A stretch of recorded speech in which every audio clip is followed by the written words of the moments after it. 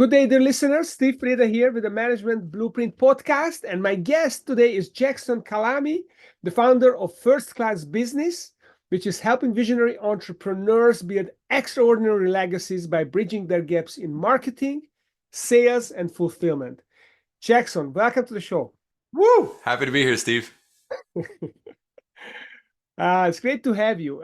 Listen, I'm really wondering how you came up with this idea to build a consulting firm around these ideas of marketing, sales, and fulfillment. I've not seen this combination anywhere. How did that come about? Oh my gosh. Getting my butt kicked in business for 14 years and watching other business owners do the same. That's really where it came about. Seeing that there's so few companies out there that are successful. And there's also even fewer companies that have created harmony across the different departments and divisions. Mhm. Well, what can you expect if you have a fractured company? You're going to get fractured results. So I saw that there needs to be more transparency. There needs to be better delegation. Thank you, eMyth. Thank you, Strategy OS. Lots of programs have taught me what I needed to know to pull these formulas together and realize, business is not as simple as people want to make it sound. Mhm. Yeah, it is not simple. And even if it's simple, it's not easy. That's right. Yeah. So, but it seems simple. It's still not easy. Execution is the thing. Okay, so you start this business and you are really into what I'm very excited about is you are into creating frameworks. You've got a bunch of frameworks that you're teaching your clients on your website even.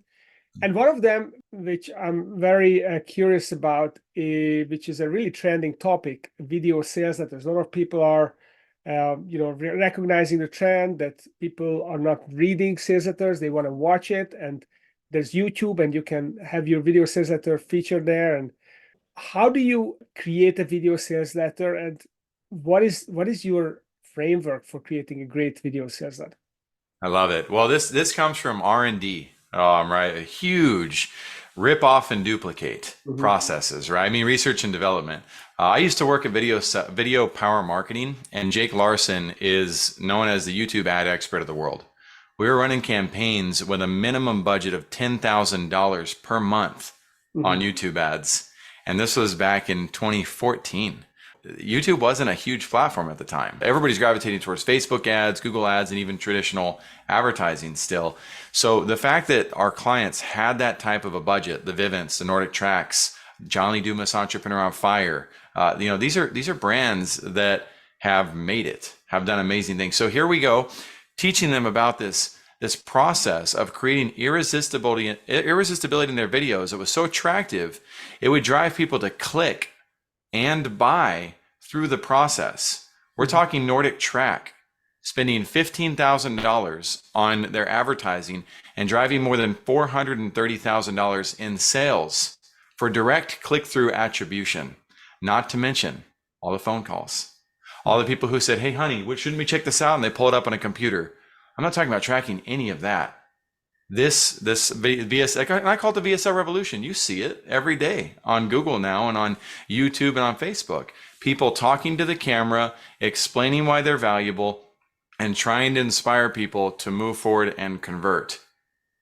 How do you do it though? What are the recipe ingredients that make you actually irresistible versus a talking head that doesn't know which direction to go in? Okay, so give it to me. What is it? How do you Let's do hit it? it. We're going to give it to you. We're also going to give you guys the framework so you can take your time, look at it, and write these subjects out. Okay, so we're going to make it as easy sounding as possible. It's going to be hard work. It is simple. So there's 5 key areas. Number 1, grab attention, right? So you might start your video off much like a movie where it's like, like, whoa, what just happened? You want to do a pattern interrupt typically in the beginning. One of the ways to do this is address your audience right away. If you're in real estate, boom, you just hit your audience and they go, wow, okay, I'm in real estate or I'm not. You segmented, right? Or are you looking to sell your home right now? That's another pattern interrupt. Of course, it sounds infomercially. So you're going to get some people, the direct conversions to move forward. But if you can start, by the way, with branding, right? Something that people can feel rather than just hearing your voice, that's also helpful for the attention grabbing. Option number two, or part number two, presenting the problem or the opportunity.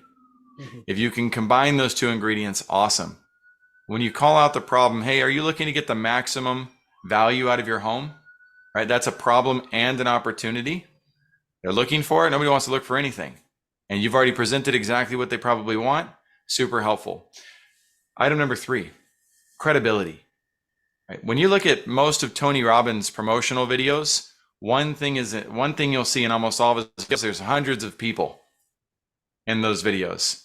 He doesn't have to say, I'm Tony Robbins, I'm the best coach in the world. Right? All those people who are present in his videos you see him on stage in front of them. Every single clip that you see like that points to his credibility. Mm-hmm.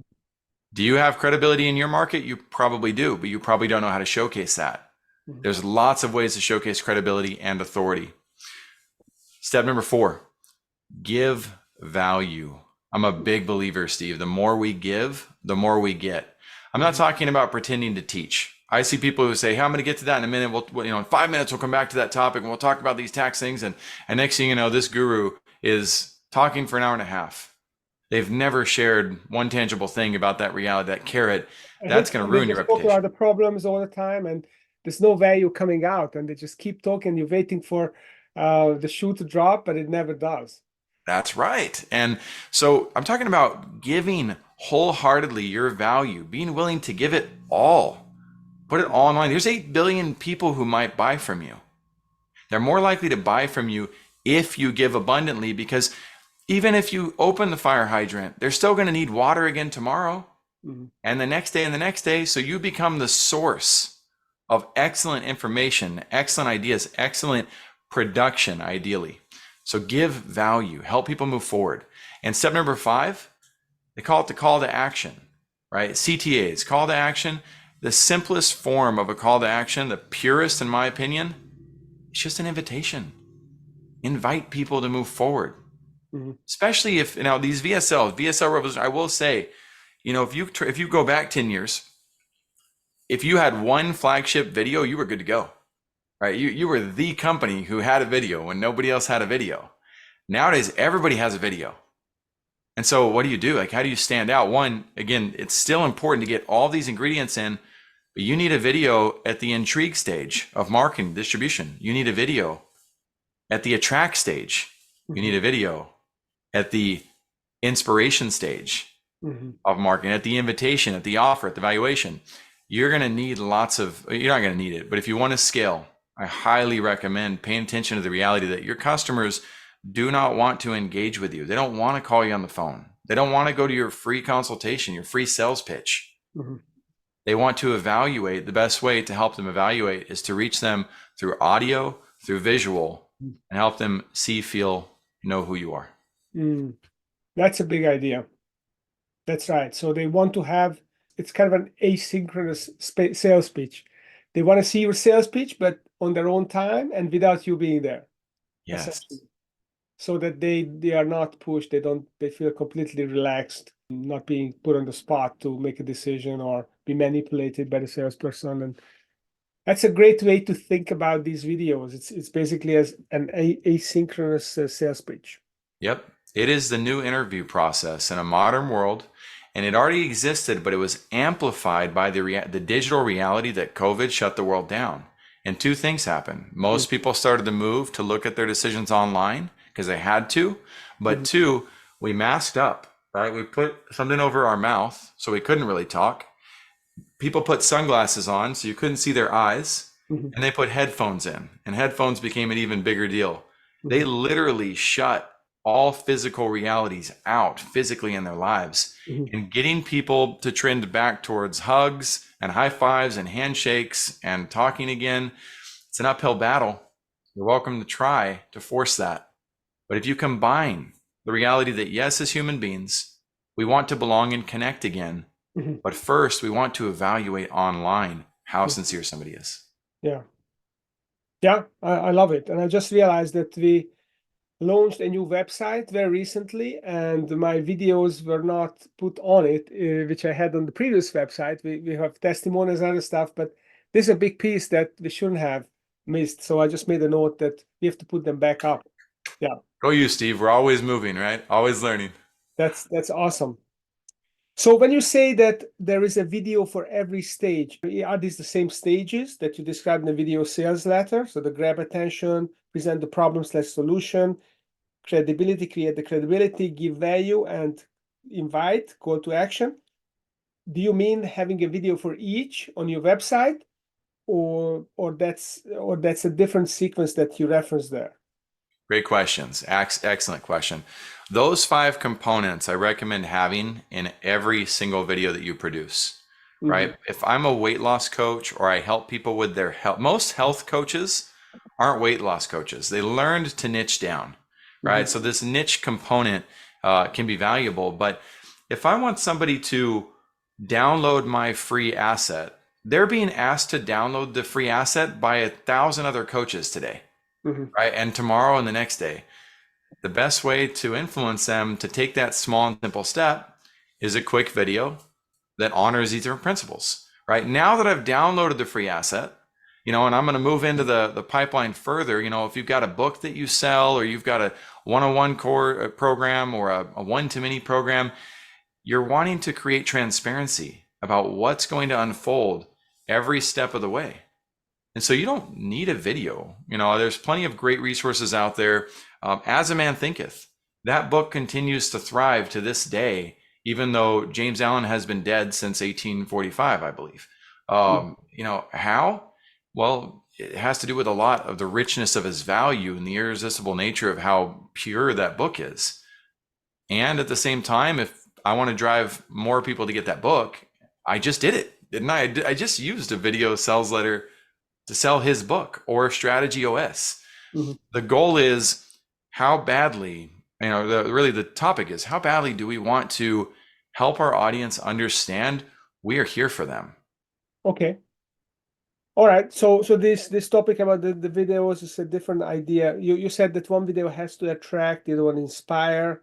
I thought there was another framework behind that, and I just... Oh, there is, absolutely. So this is called the power marketing funnel, right? I'll use my visuals this way. Okay. But the marketing funnel, if you look up on Google, the marketing funnel, you're going to see awareness, interest, consideration, intent, evaluation, and purchase. The problem with that funnel is all of those steps are the consumer state of mind. It doesn't tell you how to influence it. It tells you what needs to happen, but you don't know what to do. So we've created what we call the power marketing funnel. And with the power marketing funnel, it helps you know that, okay, sure, Steve, I could skip right to the point, right? You just say, Jack, just be blunt with me. And I come up to you and I go, Steve, will you marry me? And like, what? What just happened? I'm shoving an invitation down your throat, an offer down your throat for the rest of your life. That's what's happening in sales and in LinkedIn. So people are saying, okay, I got these great case studies, just come and buy from me. Let's cut right to the point. And it creates toxic relationships. Relationships where people will commit immediately, but they'll also, people who are quick to commit are also just as quick to cancel. There's no loyalty built in the process because there's no healthy relationship established. My challenge to business owners is, if you really want to have long-term relationships and more of them, and people who actually send you referrals, not because of an affiliate cut, not because they were bribed to do so, but because they actually love the process, then we need to respect stranger danger, survival instincts. And if we approach people by intriguing them, then after intriguing them, attracting them, and then inspiring them. Once they're attracted, they open up. Now that they're, oh man, I really like this Steve guy. He's got wow, look at the background he has there, Strategy OS, right? And then you decide to inspire me by maybe talking about how we relate. Now I'm much more likely to receive an invitation and say, yeah, I'll go on your podcast. Yeah, I'll go to your event. I really like you. You're fun to talk to. And now I can move into the business components of invitation, then making an offer, then supporting people. And this can all happen in a video? So the time lag between these steps, there's no maturation process, or that can be accelerated so that you can fit everything into video, or is it a sequence of video? So what are we talking about? The marketing funnel, is this a long nurture campaign we're talking about? Is it about the buyer's journey and how you tap into the emotions and how do you kind of walk them along the process, creating the context? A little bit confused here. It's great. There are multiple concepts that there's two people involved in the equation, aren't there, Steve? Right? When we have a transaction, we have the person who has the entity and the brand, but then the unknown factor is this prospect over here. And much like a city map, we don't choose whether that person is right next door to Starbucks or that person lives 5 miles away. So if we oversimplify the reality and assume that all prospects are the same, then we end up confusing the process of the marketing creation. When we look at the customer journey map and the process of getting to Starbucks, from point A to point B, it's never linear. Sometimes you have to go to a turnaround before you can get there. Sometimes there's one-way streets that exist. So we can't oversimplify it. Every single prospect is unique, but what we have to do is say, okay, if my Starbucks is right here, did I build this Starbucks where there's a demographic of people who are all right around here who are likely to buy from me? Well, the same exists in the digital world, right? If I go out and I try to sell my free ebook, and that's all I talk about all the time, you might as well go to the Dollar Tree, buy a bunch of socks and get on a bus and sell those socks. You're going to have a better conversion rate than if you're out there pitching your free thing to people. I try to teach entrepreneurs, especially in the coaching space, focus on your high ticket offer. Focus on what you're best at. Present that to people over and over. You usually have higher profit margins on that too. Then you can start building out the rest of the pathways. Much like, again, Starbucks focuses on their local core neighborhood, as well as those who they already know in the area, already bought into their loyalty program. And then they continue to branch out from there and try to attract more and more customers. So you can't really oversimplify it, but you need to be thinking about which group, which audience is the most important audience for me to drive right here and right now. That's your call. Do you want the conversions or do you want the branding? YouTube wants the branding. That's why they give their solution away for free. They're still going after the 8 billion people who are out there. They operated at a loss for many, many, many years, and they're not so worried about the profit margins. Otherwise, they'd start charging us all $1 per day to use it. Yeah. So basically, it is kind of a niching. You're looking for niching strategy. Start where you have the highest likelihood, the low-hanging fruit kind of prospects where they will trust you because you talk their language, because you're focused on their industry and maybe are geographically close to you, and then bring in the intrigue.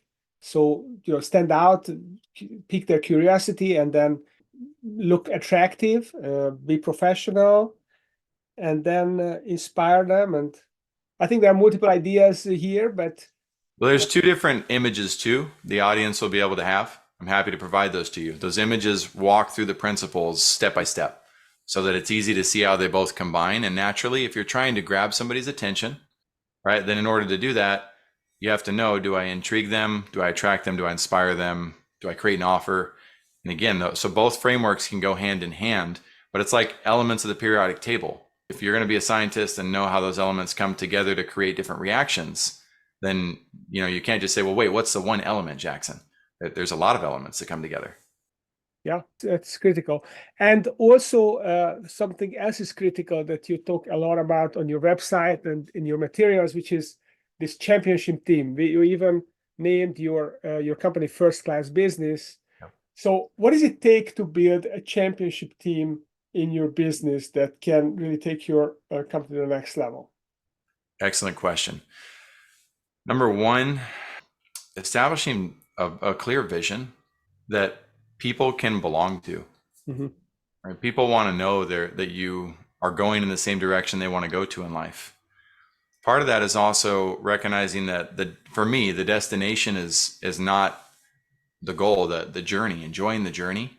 Having a clear destination is part of it. But unless I want to create an environment where people are willing to be subordinate to me, right? You can control people and say, no, I'll give you a job, but you're going to do this, this, and this. Like there's a lot of companies out there that are like that. I want people to enjoy the journey with me. And how do I do that? I create a vision that's also founded on certain values. Right? My values for my company are love, patience, persistence, consistency, and reliability. So in order to create that championship culture, I put together what's called a combine. Sports people are going to love that and say, oh, I know what that is, right? This is the NFL and the NBA opening up a complete tournament, basically an opportunity for scouts, the owners, the GMs, the coaches to come and see these players perform. And they see how well do they do? How well do they run the 40? How much weight can they lift? How high can they jump, right? What about their physicals? We got doctors here, everything. The stronger your combine on the front end for your business and brand, the more likely you're going to, and the better aligned it is with what you want to be testing for, the more likely you're going to bring people into the environment that want to gravitate towards those specific values, which makes training far easier. I'll tell you the number one way I recognize a company that's not scaling, and everybody can use this who's watching, is a company that has no vision for careers. If you don't have a page that says join our team or careers with an outline of what you're looking for, it is obvious to me that that particular brand has a limited mindset in terms of growing their operations beyond themselves. Makes it very hard to attract rock stars to join the brand, because you're saying, well, we're not recruiting. Why are you not recruiting? If you're recruiting people who are powerful at driving revenues, then you're going to have people who come in who aren't a cost to your business. Yeah, I like this idea of vision for careers. I agree with you that it's really important, because what's in it for those people, obviously you want them to feel belonging to the vision, to your mission or your why, but that may not be enough, because that people, okay, they want to work for this company which has a great purpose, but they also want to become personally successful, and there's nothing wrong with that. Correct. And that's kind of helping them visualize what they can potentially become over time. I love that vision for careers. I'm gonna steal that. Please do. I'm honored. I hope more businesses get that, because I think one of the subconscious realities that most coaches and entrepreneurs or solopreneurs face is that their market doesn't necessarily know why they don't want to buy from them. But if Coach John does not have a team and an organization behind him, and I invest $10,000 in him as a coach, and he dies tomorrow, not to be too morbid, but there goes my 10,000. It's gone. I'm not getting it back. It's over. There's no stability and no infrastructure for that business, for that business to be able to fulfill the transaction. And so I don't mind the solopreneurs. I'm congratulations if you're able to do it by yourself. But there's still a lack of infrastructure. That's a lack of stability that the consumer wants. Yeah, for sure. If either the consumer wants you to be dedicated to them, or if they're gonna hire you as a contractor, then they want to make sure that you can deliver, and you can give them all the benefits that they couldn't get from an employee, which is stability, more diversity, more knowledge, more resources. All Well, right. the beauty of that employee, you read the E-Myth. The employee, when employee is built based on a championship level team, right? They're given procedures, resources, and templates to succeed. Right. So there is a structure that's there and in place that you own as an entity that protects you, so that if, again, Coach John's working for you and he moves on, he goes to the competition, you're not worried about it at all. In fact, you can celebrate him and be grateful for what he did, but now somebody else can take over that role, because you've created an infrastructure where anybody can come in and fulfill those roles with the right training and support. Yeah, I think Michael Gerber calls it the position contract.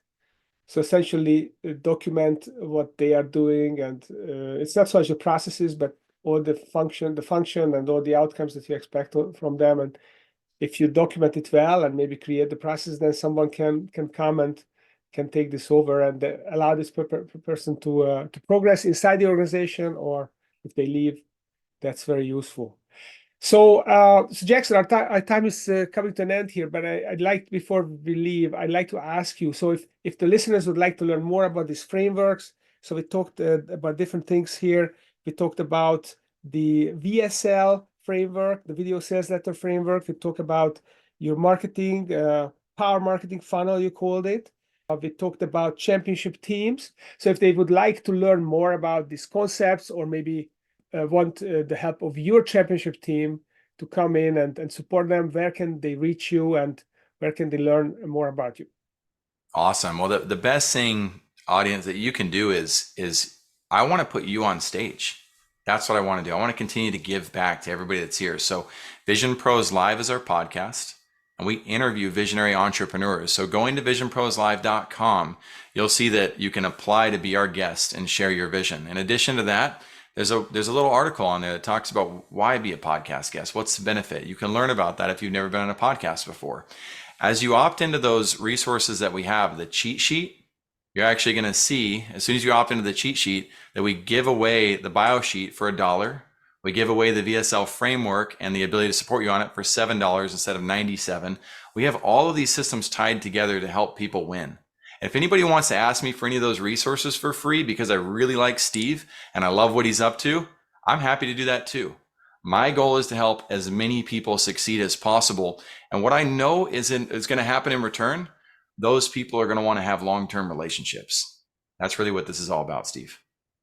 Awesome. And where could these people find these resources that you just referenced? Do they go to the First Class Business website, or where do they go? If they go to firstclassbusiness.io, they'll find an indirect path to that. If they go to visionproslive.com, they'll get a direct path to be able to go on my stage. Fantastic. All right. Well, if you're listening to Jackson Calame, founder of First Class Business, do visit his website, get his resources, reach out to him. He's got great frameworks and he can help your business succeed. So that's it for today. Thanks for listening, and stay tuned. Follow us on YouTube and on LinkedIn, SPVG page on LinkedIn, to learn more about our guests and see the short form videos of this and other discussions as well. Thanks for coming, Jackson, and thanks for listening.